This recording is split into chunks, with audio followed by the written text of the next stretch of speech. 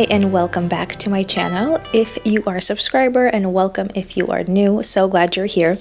Today we are talking about essential postpartum items for mama, the first, I would say, few weeks of postpartum. I really couldn't find anything like this out there, and I really wanted to make a video specifically for moms. There's a bunch of videos on, postpartum items that you need in the hospital, or perhaps like long term, or even for the baby.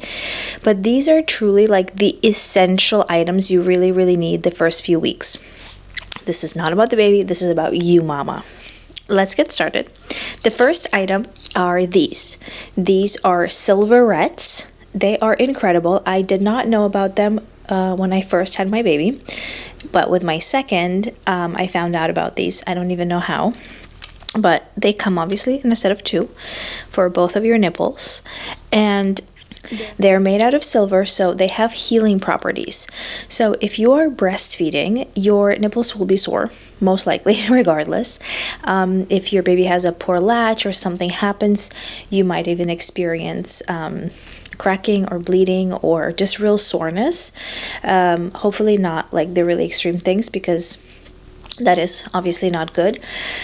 But these are absolutely incredible. So what you do is, most people, I guess, recommend putting some breast milk inside and then putting them on your nipple for healing. What I have been doing is I just use them dry because I wanted to use them all the time. So you're not supposed to wear them 24/7. In the first few days I did, but my lactation consultant said if you want to wear them 24/7, you have to make sure that there's no breast milk inside. Just leave it dry and then take it off for a few hours if you can. The reason why you don't want to wear them all the time with the breast milk is because it really makes the nipple and your areola very soft. So then if the baby's not latching properly, and or like you're still working on that, they can still damage your skin. However, I think these are amazing. So they don't even hold a candle to any nipple butter, pads, like gel pads. Nothing compares to these. They are, I guess, expensive for what they are, but I still recommend you get these and skip all the other things. Get the original silverettes. I think they have like not knockoffs, but I guess like general brands that make them. This is the Silverette brand. Do get them, they're the best.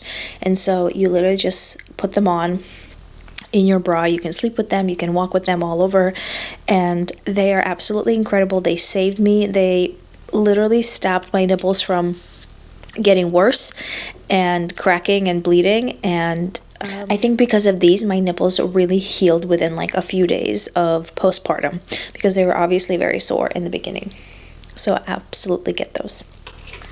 The next thing I want to talk about is like herbal support. During my first postpartum experience, I did not buy like any supplements or any herbs to support myself postpartum. This time around, I did things a lot differently, and I really prepared for me versus getting all the bells and whistles for the baby. I have a couple of things here. So this is from Wish Garden, and they sent me actually their postpartum kit. I reached out to them though first because I knew how good these products were. And it's actually a really good gift for a mom if you're looking for something to buy. They have a postpartum kit, and they have items like this. This is milk rich. So for example, if you're experiencing a dip in your supply, you can use some of this periodically to help boost it. Again, it's super natural, safe for breastfeeding, etc.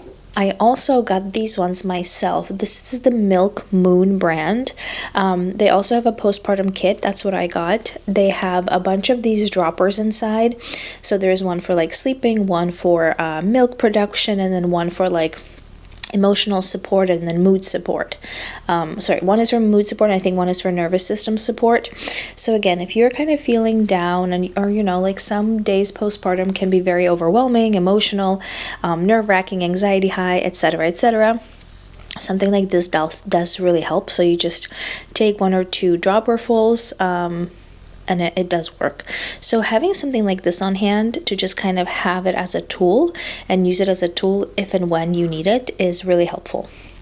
They also have a tonic that I highly recommend. It's not as potent as these. These are brandy based, so they can be like very like pungy when you take them. I do have to say the taste is really hard for me because it reminds me of drinking in college. We used to drink like all those amber liquors, like Captain Morgan and things. Oh, just thinking of that gives me goosebumps. And that brandy, that dark, like malty liquor taste comes back when I have those, so I need to like mix it with juice. But the tonic is much more pleasant to drink, and that's something that you can take every day, a couple of times a day, to really support yourself postpartum. And then the next thing I just wanted to show you are these supplements. So these are from Every Day. These are the mood support supplements. Again, this is like for stress and mood, because postpartum, you never really know how you're going to feel. Most of the people that I know do experience either mood swings or stress or both. So something like this, just having it on your bedside table and reaching it if and when you need it, is really, really helpful. The next two things I want to talk about are services. So the first thing is a meal service. So the one I recommend is Mama Meals. My friends were really kind to actually give me a box of their meals for postpartum, and then the company actually sent me some because I made some content for them. However, that service is incredible. What they do is they specifically craft meals for postpartum, so they're based on an Ayurvedic diet, so things that are very warming, nourishing, easy to digest, very clean ingredients, organic, gluten-free, like the meat is pasture-raised or grass-fed, very, very just high quality, I would say. So what you do is they come in a box that's frozen, and so you throw them in your freezer, and then whenever you're ready to be eating them, so your partner or somebody that comes over to your house can help you even heat them up. So what I do is just like I take a box out the night before if I'm having it for a meal the next day. For example, if it's breakfast, I'll do it the night before. If it's a dinner, I'll do it in the morning. You leave it out, it like defrosts, and then you take each container usually has about 2 to 3 servings, I have found. So you take a third of whatever meal, you put it in a pan. If it's like a lentil stew or like a kachari or something, you add a little bit of bone broth and just like reheat it, and they're also delicious. I do have to say, having a meal service this time around has been so helpful, because I know I always have something to eat and it's easily available to me. My first time postpartum, I did not have a single meal frozen at all. And yeah, it was really bad. So I definitely recommend either freezing meals for yourself that you can cook for yourself before your postpartum, or getting a subscription service like this, or both. To be honest, I did both. I prepared a lot of meals and I froze them, and there's so many recipes out there. I will link the ones I use below. Yeah, it's just the meal service is incredible. I highly recommend. The second service I wanted to talk about is lactation. So I highly recommend, if you're planning on breastfeeding, even if it's your second or third baby, and let's say maybe the first time around it wasn't a successful breastfeeding experience, or you thought it could be better, I highly recommend you get a lactation consultant. I got a lactation consultant this time around as well as last time. However, I did pick someone new this time because I didn't feel like my first experience was as productive as I thought I could be. I think I also was really unprepared and I was really stressed, so all these things did really impact my breast milk production. But this time around, I found someone, and I highly recommend you get a prenatal appointment. So an appointment before baby comes, because that's when you really can talk about concerns and or expectations with them. For me, I told her all my concerns the first time around, and how I felt and what I wanted to be different this time. I also was a lot more open this time to using formula and things like that. However, I didn't need to use formula this time around still, and she's about a month old, and I'm really grateful for that. And I think that really goes back to the prenatal appointment I had. I have had postpartum appointments since then. However, you really want to make sure you and your lactation consultant are on the same page. So do you want to, breastfeed? Do you want to bottle feed and pump the breast milk?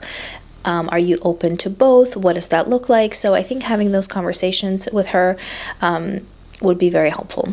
If I'm not mistaken, lactation is part of like required services for insurance to provide you. At least they are in California, but definitely like check with your insurance. And if not, if you can't afford to get a lactation consultant, I highly recommend you find like a support group. There's so many available free resources, I'm sure, in your community. Where I live, there is a bunch of groups that you can go to, or workshops and things like that that are free. The last thing I want to recommend is having a conversation with your partner or support person on what to expect postpartum.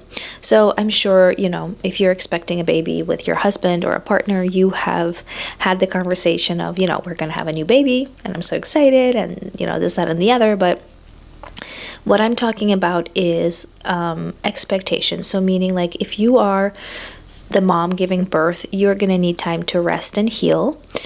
Especially if you're having a C-section, you're going to need a lot of time to rest and heal, but even a vaginal delivery.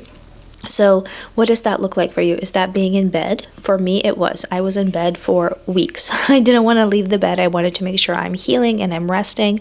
And I have to say, because I took the time to really fully relax and be in bed and rest, my recovery has been much faster. The next thing, talk about feeding. You know, who is waking up with the baby? Are you breastfeeding? Are you bottle feeding? If and when, let's say you do transition to a bottle or introduce a bottle, let's say once or twice a day, once or twice a week, whatever you guys want, who is giving that bottle? Are you pumping when the bottle is being given? Or just have these conversations, because let's say you agree that your partner is giving the middle of the night bottle and then that doesn't happen, you know, you're going to feel defeated and, you know, expectations are not being met. So definitely talk about that.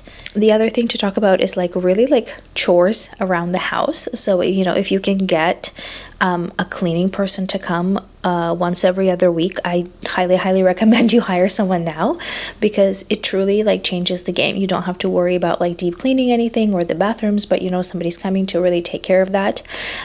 But for in between, is it your partner that's doing that? Is somebody else coming over to help you? So have that conversation. And then something that I do want to recommend is if you have, I didn't talk about this like during the meal section, but if you're having a baby shower, you can also ask for a meal train to be set up by your friends or family. And so what that is postpartum, if you're open to it, you have friends and your family come over every couple of days, like one at a time, and they bring you a meal. Hopefully when friends or family are visiting, they're always going to bring you something, but just in case, right? So something that's maybe frozen, or you can put in a slow cooker or something.